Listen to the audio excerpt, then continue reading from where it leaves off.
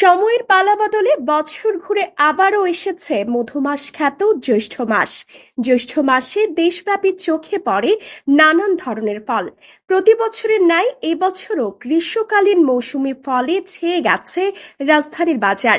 বাজারে এসেছে হিমসাগর, ল্যাংড়া, গোপালভোগ আম।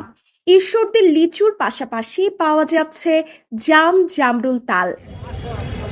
তবে আমলিচু বাজারে উঠতে শুরু করলেও মৌসুমের শুরুর দিকে এখন তাই দাম চড়া। হিমসাগর, গোপালভোগ, ল্যাংড়া আম বিক্রি হচ্ছে 100 থেকে 150 টাকা দরে। 100 লিচুর জন্য গুনতে হচ্ছে 400 থেকে 700 টাকা পর্যন্ত। জাম 350 টাকা, জামরুল 80 থেকে 90 টাকা, তাল প্রতি পিস 30 টাকা দরে বিক্রি হচ্ছে। আমের দাম আছে মোটামুটি। এটা তো বেশি, এটা পাহাড়ি রূপালী আম, ঠিক আছে, বার্মিজ আম যেটা বলে, এটা রাঙ্গামাটি পাহাড়ে হয়, ঠিক আছে। গরম তো তালের দাম একটু বেশি, 30 টাকা করে, 110 টাকা বেশি। লেচুর দাম বাড়তি, এটা 1200 টাকা, চায়না 3 1200 টাকা বিক্রি করে। এই কেজি আছে 40 টাকা, 45 টাকা, 30 টাকা, 20 টাকা। এই সিজনের দিকে শুরু হয়েছে 60 টাকা।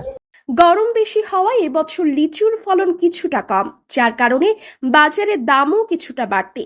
সময়ের সাথে সাথে সরবরাহ বাড়লে মৌসুমি ফলের দাম কমতে শুরু করবে বলে জানিয়েছেন ফল ব্যবসায়ীরা।